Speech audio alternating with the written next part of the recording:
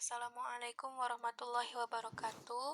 Perkenalkan, kami dari kelompok 5 secara pendidikan Islam yang beranggotakan Dian Fulana, Sevi Aryani, Ajeng Ilham Pamungkas, dan saya sendiri Nudia Niswatul Aula.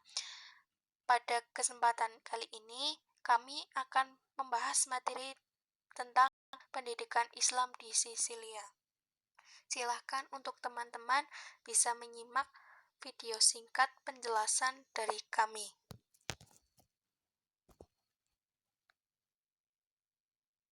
Adapun ruang lingkup yang akan kami bahas yaitu yang pertama tentang asal-usul masuknya Islam di Sisilia, yang kedua perkembangan Pulau Sisilia pada masa penjajahan Islam dan Kristen, yang ketiga masuknya pendidikan Islam di Sisilia, dan yang terakhir tentang pola pendidikan Islam di Sisilia.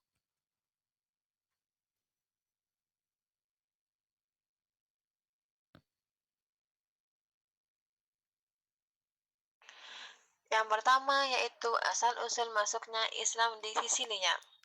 Kekuasaan Islam di Sisilia mulai eksis sejak pemerintahan Bani Akhlab atas nama Daulah Abbasiyah. Khalifah Harun al-Rashid sebagai pusat pemerintahan Daulah Abbasiyah ketika itu pada tahun 184 Hijriah atau 800 Masehi memberikan kekuasaan Akhlabiyah dalam menentukan polisi pemerintahannya, termasuk perluasan daerah Sisilia. Penaklukan dan penyerangan Akhlabiyah atas Sisilia dilatar belakangi oleh adanya ketegangan intern penguasa Romawi.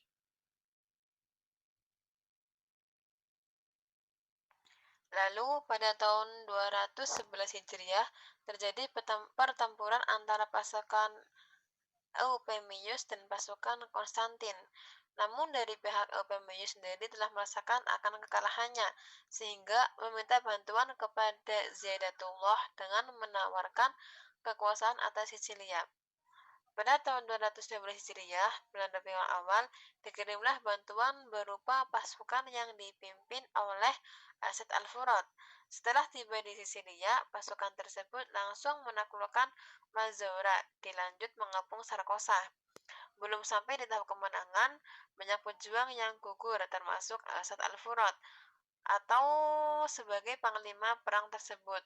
Lalu kemudian diganti oleh Muhammad ibnu Jawari.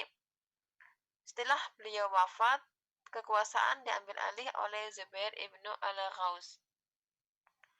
Pasukan Akhlabiyah dapat dikalahkan oleh Zaidatullah III pada tahun 1909.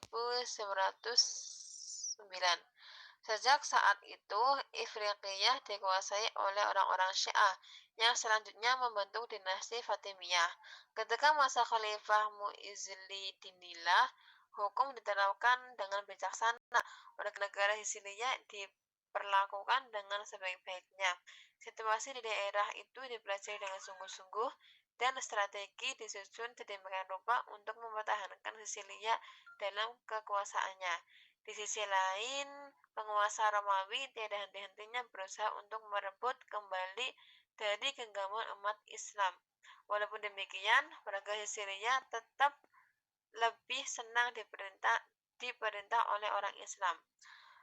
Pada tahun 1025 Masehi, Romawi berusaha mengambil Sisilia. Namun, warga Sisilia tetap menyatakan bahwa setia kepada pemerintah Islam.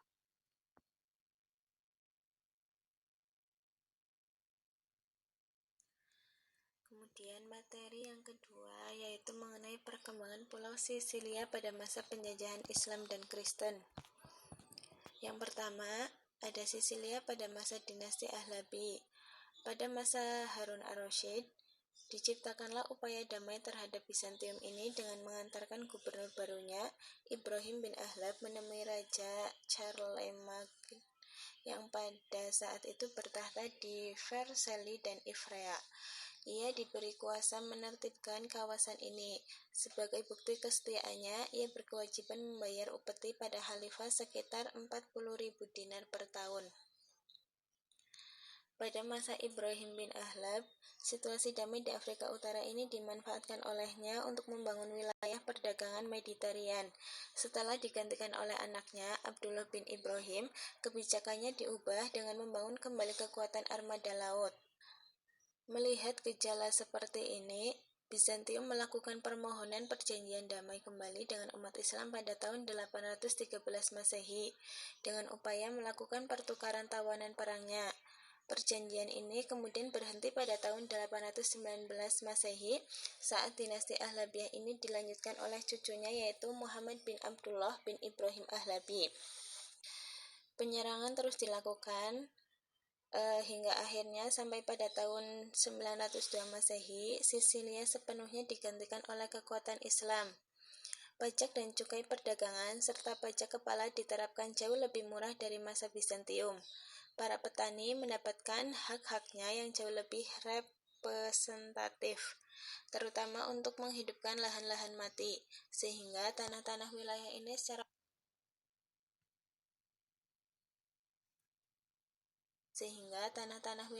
secara otomatis sangat produktif dan cukup meningkatkan bagi penghasilan wilayah ini. Kebijakan tanah dibagi menjadi 5 kategori yaitu: yang pertama, tanah orang Islam yang sudah dimiliki ketika ia belum masuk Islam, baginya seluruh penghasilan. Kemudian yang kedua, tanah orang kafir yang dikenakan pajak. Yang ketiga, tanah yang terus-menerus harus membayar pajak baik dari kalangan muslim atau kafir. Yang keempat, tanah hibah yang diberikan kepada para tentara yang ikut berjuang menaklukkan wilayah tersebut. Kemudian yang kelima adalah tanah milik pemerintah. Kemudian yang kedua ada Sisilia pada masa dinasti Fatimiyah. Kemenangan Ubaidillah Al-Mahdi dari dinasti Fatimiyah atas dinasti Ahlabiyah di Kairawan tahun 909 Masehi secara tidak langsung menggantikan kekuasaan Amir di Sisilia. Ali Ahmad bin Abi Al-Fawaris telah menyokong upaya dinasti baru ini. Atas kesetiaannya, kemudian ia diangkat menjadi amir di negeri ini, menggantikan Ahmad bin Abi Husain. Nama-nama Khalifah Fatimiyah mulai disebut-sebut dalam setiap sholat Jumat menggantikan nama-nama Khalifah Abbasiyah di Baghdad serta Amir-Amir Ahlabi. Pada tahun 914 Masehi, Ziyadatullah bin Kurhub, seorang bangsawan Arab, muncul di Palermo menolak kehadiran dinasti Fatimiyah di Sisilia. Ia berafiliasi kepada Khalifah Abbasiyah di Baghdad. Ia juga penganut mazhab Sunni dan dekat dengan keluarga Ahlabi, serta mendapat sokongan yang sangat kuat dari para ulama-ulama mazhab Maliki. Para ulama ini secara masif berimigrasi dari Afrika Utara untuk menghindari tekanan dinasti Fatimiyah dan Syiah. Ziyadatullah terus-menerus melakukan penyerangan terhadap tanah Italia sekitar dari tahun 915 sampai 916 Masehi. Dan Eustachius di Calabria, wakil kerajaan Bizantium, terpaksa harus membayar upeti kepadanya. Akan tetapi, pada akhirnya ia ditangkap oleh dinasti Fatimiyah. Pada tahun 917 Masehi, Ubaidillah Al-Mahdi Al-Fatimi akhirnya melantik Salim bin Rashid sebagai amir di Sisilia. Ia memerintah selama 20 tahun sampai pada tahun 937 Masehi. Pada masa kekhalifahan Al-Mansur Al-Fatimi, Sisilia akhirnya jatuh ke tangan keluarga Arab suku Kalb. Sejak masa pemerintahan Fatimiyah, kehidupan sosial secara demokratis tidak banyak mengalami perubahan yang berarti. Penduduk Islam tetap bertumbuh di wilayah Val di Mazzara dan mayoritas Kristen bertumbuh di bagian timur yakni Val de Mons. Kemudian yang ketiga atau yang terakhir adalah Sisilia pada masa dinasti Kalbi. Keluarga besar Al-Kalbi ini mewakili dinasti Fatimiyah di Tunisia. Pemimpin utamanya adalah Hasan bin Ali Al-Kalbi. Keluarga ini memerintah sekitar 90 tahun, antara tahun 958 sampai 968 Masehi. Hasan dan anaknya, yaitu Ahmad, telah melakukan beberapa ekspedisi penaklukan ke tanah Itali. Untuk beberapa tahun berikutnya, Italia membayar upeti kepada umat Islam, khususnya keluarga Kalbi. Akan tetapi, antara tahun 1300 1037 sampai dengan 1038 Masehi, tentara Bizantium terus-menerus melakukan penyerangan terhadap keluarga besar Al-Kalbi ini, dan mereka membentuk pasukan dengan bantuan orang-orang Sisilia sendiri, Rusia, dan Norman. Sejak tahun 1041 Masehi, hampir semua kota Sisilia telah ditaklukkan, kemudian Hasan disingkirkan, dan sejak saat itu keluarga Kalbi sebagai dinasti di Sisilia.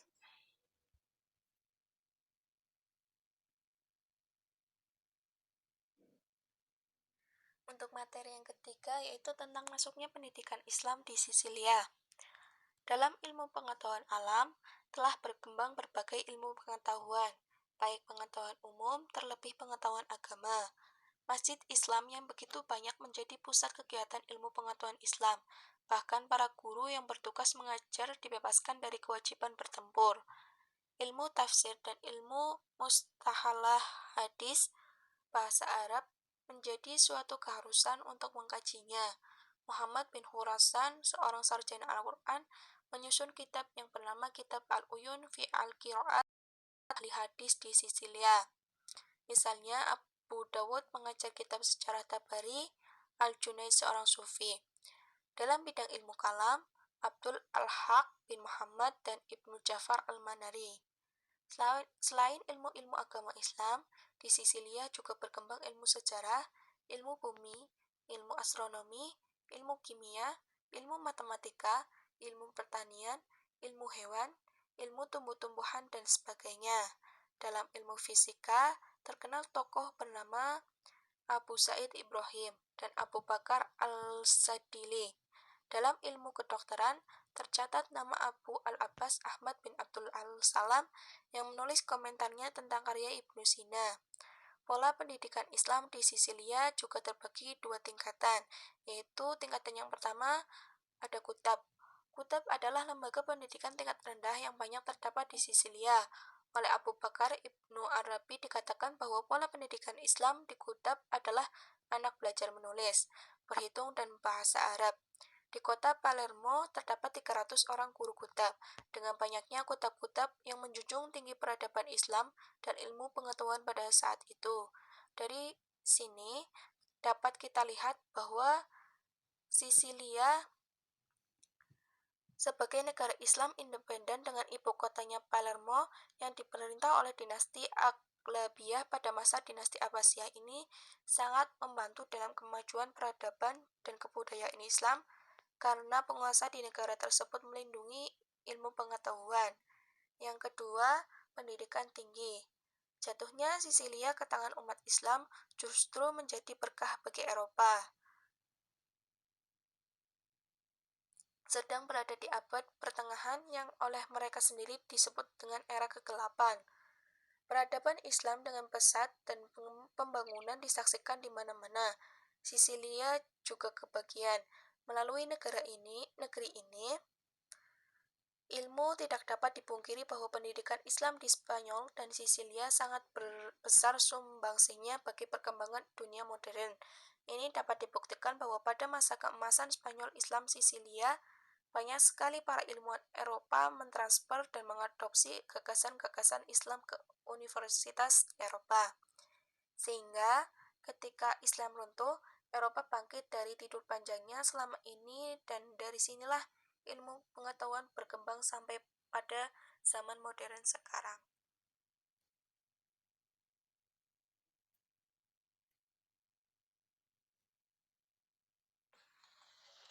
Selanjutnya, pola pendidikan Islam di Sisilia. Yang pertama, Kutab. Kutab adalah lembaga pendidikan terendah yang banyak terdapat di Sisilia. Tentang pola pendidikan Kutab di Sisilia ini, dikatakan oleh Abu Bakar Ibnul Arabi, mereka cara yang baik dalam mengajar, yaitu bila telah kelihatan gejala-gejala kecerdasan pada seorang anak, maka dikirimkanlah anak itu ke Mekah. Di sana, anak itu belajar menulis, berhitung, dan bahasa Arab. Masih dalam buku yang sama, Solabi menyebutkan bahwa pada kota Palermo terdapat 300 orang guru kutab. Jumlah ini termasuk hitungan yang sangat banyak pada masa itu. Dengan bukti banyaknya kutub-kutub yang berkembang dan lembaga pendidikan dapat diprediksi bahwa pantas dalam waktu yang singkat Sisilia ini dapat mewujudkan impian besarnya yang terbukti sampai sekarang dengan masih eksisnya Universitas Palermo yang menjanjikan untuk kemajuan peradaban di dunia. Kehadiran Palermo dapat menjawab dan menyalurkan generasi masih muda yang belajar di kutub, sehingga memekarkan kasturi intelektual di masa lalu. Yang kedua, Sains and Teknologi. Perguruan tinggi di Sisilia ini dapat menjawab semua harapan perkembangan ilmu pengetahuan, yaitu dengan adanya pusat kajian sains dan teknologi yang sangat wah di kala itu. Ini dialah yang menjadi cikal bakal muncul dan menjalannya ilmu pengetahuan di benua Eropa, terutama di Italia dan kota-kota lainnya. Sisilia telah menorehkan sejarah yang tidak dapat didustakan untuk peradaban dan perkembangan ilmu pengetahuan. Karena daerah ini itu telah menetaskan ulama yang telah melahirkan karya-karya besar. Yang ketiga itu faktor pendukung kemajuan pendidikan Islam di Sisilia. Yang pertama, para penguasa muslim di Sisilia adalah orang pecinta ilmu dan berwawasan luas. Mereka mengirim siswa-siswa berbakat untuk belajar di universitas-universitas terkemuka di dunia Islam. Yang kedua, menggaji para dosen, peneliti, dan ilmuwan. Yang ketiga, membebaskan para dosen, peneliti, dan ilmuwan dari wajib militer. Yang keempat, migrasi para ilmuwan, peneliti, dosen, dan guru dari berbagai penjuru dunia Islam ke Sisilia karena tertarik dengan tunjangan yang memadai. Dari beberapa faktor penyebab majunya pendidikan Islam di Sisilia, tidak terlepas dari sosiokultural masyarakat ketika itu yang sangat haus dan mencintai ilmu pengetahuan. Di sisi lain, belahan Eropa waktu itu berada dalam kegelapan dan diambang keterbelakangan, sehingga keadaan itu menjadi pelajaran berharga bagi pemerintahan Sisilia, karena kebodohan akan menghantarkan kepada keterbelakangan. Sangat dipahami bahwa kebijakan dan perhatian pemerintah Sisilia untuk kemajuan bidang pendidikan telah pula berdampak besar bagi orang-orang yang hidup di zaman sekarang ini. Semua itu tentu akan dapat dijadikan mutiara berharga bagi umat yang mau menjadikan pelajaran. Bagaimana kiat-kiat untuk memajukan pendidikan dan peluang besar juga untuk ditiru oleh pemerintah yang ada sekarang ini. Yang keempat itu perang salib dan akibatnya terhadap pendidikan Islam di ilmuwan muslim di Andalusia dan Sisilia. Philip Kahiti berpendapat bahwa perang salib terjadi 3 angkatan. Segala negara Kristen mempersiapkan tentara yang lengkap persenjataannya untuk pergi berperang merebut Palestina. Dari sinilah bermula suatu penyerbuan Barat Kristen ke dunia Islam yang berjalan selama 200 tahun lamanya, yaitu dari tahun 1095 sampai 1293 Masehi dengan 12 kali penyerbuan. Tentara Arsenal yang hanya berkekuatan 15.000 prajurit ini dalam peristiwa ini telah berhasil mengalahkan tentara Romawi yang berjumlah 200.000 orang, terdiri dari tentara Romawi terhadap umat Islam yang kemudian mencetuskan perang salib. Dengan akal sehat dapat dipahami bahwa peperangan yang memakan waktu begitu lama mau tidak mau memporak-porandakan segalanya. Keadaan seperti ini mengakibatkan lemburnya seluruh perjuangan yang sudah ditata dengan baik. Keamanan tidak bisa dijamin, penduduk saling mencurigai, pendidikan tidak lagi berjalan seperti yang diharapkan. Ketidakdinamisan ini tinggal menunggu kehancuran. Akibat yang ditimbulkan oleh perang salib yang berlangsung selama 2 abad ini amatlah banyak. Di antaranya, yang pertama, pemeluk Islam yang menduduki Andalusia dan Sisilia terpaksa hengkang dari 2 daerah ini, karena kemenangan Ratu Isabella dan Raja Ferdinand membuat mereka memberikan 3 tawaran yang tidak menguntungkan satupun. Yang kedua, 8 dari perang salib hanya serangan pertama yang dianggap menang oleh Kahiti, sedangkan yang lainnya gagal, sehingga tujuan perang dialihkan untuk merebut kota Mesir. Yang ketiga, kegagalan merebut Mesir membuat perang salib selanjutnya tidak terarah. Maka Spanyol dan Sisilia yang jauh berada dari Baghdad diserang dengan membabi buta tanpa pandang bulu, sehingga daerah ini mendapat getah dari perang salib. Yang terakhir yaitu Dengan dikuasainya Sisilia dan Spanyol oleh Raja Ferdinand dan Ratu Isabella yang sangat membenci agama Islam karena perang salib, sehingga mereka mengikis habis seluruh jejak Islam dan peradabannya, kecuali bangunan-bangunan yang dianggap perlu yang masih eksis sampai sekarang, dan lain sebagainya. Terima kasih.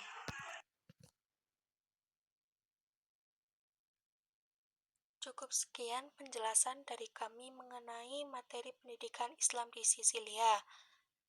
Kami mohon maaf apabila banyak kekurangan dan kesalahan dalam ucapan atau dalam penulisan kata atau kalimat. Untuk pertanyaan dan penyanggahan bisa dilanjut di WA Group. Terima kasih. Wassalamualaikum warahmatullahi wabarakatuh.